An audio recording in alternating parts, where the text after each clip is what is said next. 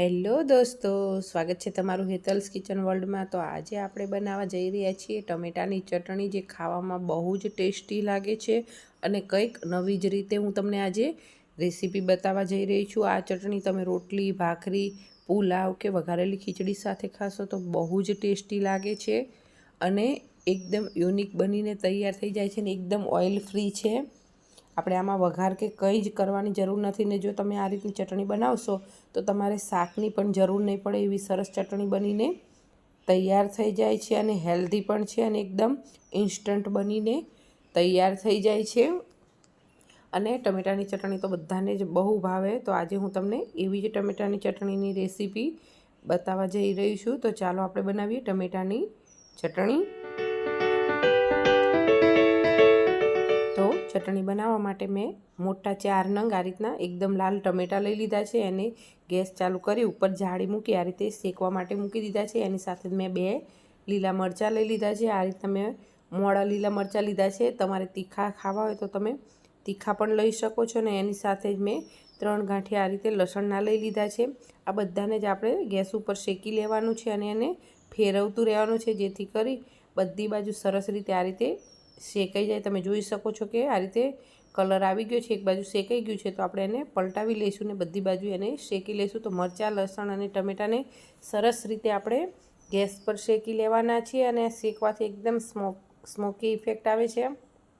તો પલટતા આપણે આ ત્રણેય વસ્તુને સરસ રીતે શેકી લઈશું અને પલટાવતા રહેવાનું, જેથી કરી બળી ન જાય એટલા માટે। તો બધી વસ્તુને આ રીતે ફેરવતા રહેશું અને સરસ શેકીને આપણે તૈયાર કરી દઈશું। તો થોડી વાર પછી આપણે જોઈ લઈશું કે આપણે ટમેટાં, મરચાં અને લસણ બધું એકદમ સરસ શેકાઈ ગયું છે। તો આપણે એક એક કરીને એને એક ડીશમાં લઈ લઈશું અને જે કાચું રહી ગયું હોય એને આપણે શેકી લેવાનું છે ફેરવીને થોડું ઘણું। તો એ રીતનું અને તમે જોઈ શકો છો કે બાકી જે બધા છે એ સરસ શેકાઈને તૈયાર થઈ ગયા છે, છાલ પણ અલગ થઈ ગઈ છે। તો જે બાકી છે એને આપણે થોડું ઘણું શેકી લેવાના છે અને એક આપણે ડીશમાં બધી વસ્તુને લઈ લેવાની છે અને જ્યાં સુધી ઠંડી ન થાય ત્યાં સુધી આપણે એને કંઈ જ કરવાનું નથી, સાઈડમાં મૂકી રાખવાનું છે અને એને આપણે ઠંડુ થવા દેવાનું છે।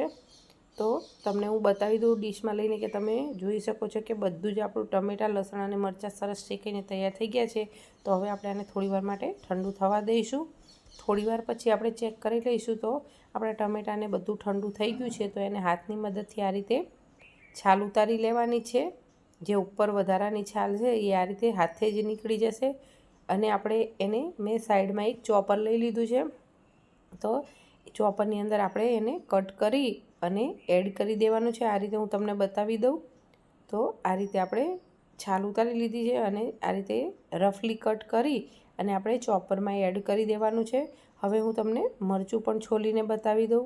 આપણે મરચું પણ ઉપર જે છાલ છે બળેલી એ બધી જ કાઢી લેવાની છે। આ રીતે હાથની મદદથી આસાનીથી નીકળી જાય છે, પણ ખાસ યાદ રાખવાનું કે આને આપણે ધોવાનું બિલકુલ નથી। જો તમે ધોશો તો આની જે સ્મોકી ઇફેક્ટ આવે છે એ ઇફેક્ટ નહીં આવે, એટલા માટે આને આપણે ધોવાનું નથી, છાલ ઉતારીને ડાયરેક્ટ જ ચોપ કરવાનું છે। તો મરચાંની પણ મેં વધારાની જે છાલ છે ઉતારી લીધી છે ને એને પણ કટ કરી અને મેં ચોપરમાં એડ કર્યું છે। અને હવે લસણ પણ તમને બતાવીશ કે લસણ પણ સરસ મજાનું શેકાઈ ગયું છે।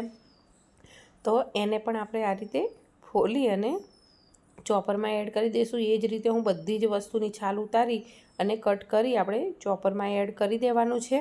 તો તમે જોઈ શકો છો કે ચોપરમાં મેં બધી જ વસ્તુ એડ કરી દીધી છે। હવે આપણે આમાં થોડા મસાલા કરી લઈશું। નોર્મલ જ મસાલાનો ઉપયોગ કરવાનો છે, કોઈ વધારે મસાલા ઉપયોગ કરવાનો નથી, તો પણ ટેસ્ટી બને છે। તો હવે હું અડધી ચમચી કાશ્મીરી લાલ મરચું પાવડર એડ કરીશ। તમારે તીખું મરચું લેવું હોય તો એ પણ તમે લઈ શકો છો અને એની સાથે 1 ચમચી શેકેલા જીરાનો પાવડર એડ કરવાનો છે અને એની સાથે આપણે સ્વાદ પ્રમાણે મીઠું એડ કરવાનું છે। બસ આ 3 જ મસાલાથી બનીને તૈયાર થઈ જાય છે આપણી એકદમ ચટાકેદાર ચટણી। તો હવે આપણે આને ચોપરમાં એકદમ સરસ ચોપ કરી લેવાનું છે। આમાં ચોપરમાં તમે જુઓ તો એકદમ પ્યોરી નહીં થાય અને મોટું પણ નહીં રહે, પણ સરસ એકદમ ચોપ થાય છે, એટલા માટે ચોપરમાં કરું છું। તો તમે જોઈ શકો છો, હું તમને બતાવી દઉં કે એકદમ સરસ આપણું ટમેટાને બધું સરસ ચોપ થઈ ગયું છે અને અંદર રસો પણ એકદમ જે ટમેટાનો ને હોય એ છૂટ્યો છે અને એકદમ સરસ ચટણી બની ગઈ છે આપણે, તમે જોઈ શકો છો। તમને કન્સિસ્ટન્સી બતાવી દઉં તો હવે આપણે આની અંદર સમારીને રાખેલા લીલા ધાણા એડ કરી દેવાના છે અને એ એડ કરી આપણે આને સરખી રીતે મિક્સ કરી દઈશું. તો એકદમ જ ઓછી વસ્તુમાં, ઓછા મસાલામાં, ઓછા સમયમાં બનીને તૈયાર થતી ટમેટાની ચટણી આપણી તૈયાર છે.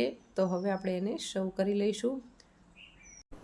ઇન્સ્ટન્ટ અને વિધાઉટ ઓઇલ વગરની બનીને ચટણી તૈયાર છે. તો તમને મારી રેસીપી કેવી લાગી કોમેન્ટ બોક્સમાં જરૂરથી જણાવજો. અને જો તમને મારી રેસીપી પસંદ આવી હોય તો મારી ચેનલને લાઇક કરજો, શેર કરજો અને સબસ્ક્રાઈબ કરજો, જેથી કરી મારા આવનારા હર નવા વિડીયોનું નોટિફિકેશન તમને મળતું રહે. તો ચાલો હવે મળીએ નવા વિડીયોમાં નવી રેસીપી સાથે. Thank you. હર હર મહાદેવ.